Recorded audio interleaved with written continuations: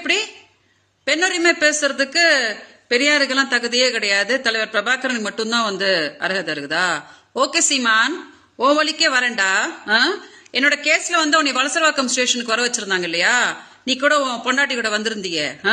வெளியில பிரஸ் கேட்கும் போது கொள்ளையில இத்தனை பெண்கள் இருக்கும் போது பழகிறதுக்கு இவதான் கிடைச்சாலாம் அப்படின்னு என் பொண்டாட்டி கேட்டா அப்படின்னு ஒரு மானங்கெட்ட நாய் மாதிரி கே அப்படின்னு இந்த மாதிரி ஒரு பெண்ணோட வாழ்க்கையை சீரழிச்சுட்டு இந்த மாதிரி ஒரு கேடுகெட்ட பதில சொல்லு அப்படின்னு தலைவர் பிரபாகரன் உனக்கு சொன்னாங்களாடா?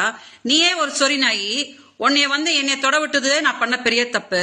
இதுல உன் பொண்டாட்டி பெரிய ஐஸ்வர்ய ராய் அவ கேட்டாலாம், அதை நீ சொல்லி என்னைய மானத்தை வாங்கினியே, இப்படிதான் பண்ண சொல்லி தலைவர் பிரபாகரன் சொன்னாங்களா? அவர் என்ன சொன்ன இன்னைக்கு பெரியார் என்ன சொன்ன?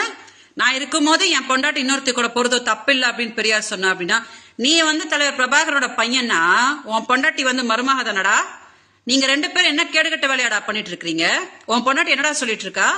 நீ விஜயலட்சுமி தவிர கொள்ளையில எத்தனையோ பெண்கள் இருக்காங்க, அவங்க கூட போய் பழகு அப்படின்னு தானடா அவ சொல்லிட்டு இருக்கா. நீங்க ரெண்டு பேரும் இந்த மாதிரி ஒரு கேடுகட்ட நாயங்களா இருக்கும் போது எதுக்குடா பெரியார சொல்லிட்டு இருக்க?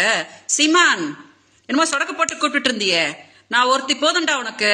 நீ உண்மையான ஆம்பளையா இருந்தா தலைவர் பிரபாகர் மேல சத்தியம் பண்ணி சொல்றா, நான் விஜயலட்சுமி வாழ்க்கையை சீரழிக்கவே இல்ல, அவளோட புருஷன் கிடையாது, மாசம் 50,000 ரூபாய் கொடுக்குறா அப்படின்னு சொல்லி நான் அவளை துன்பப்படுத்தல அப்படின்னு சத்தியம் பண்றா பாக்கலாம். எதுக்கடா தமிழ்நாடு மக்களோட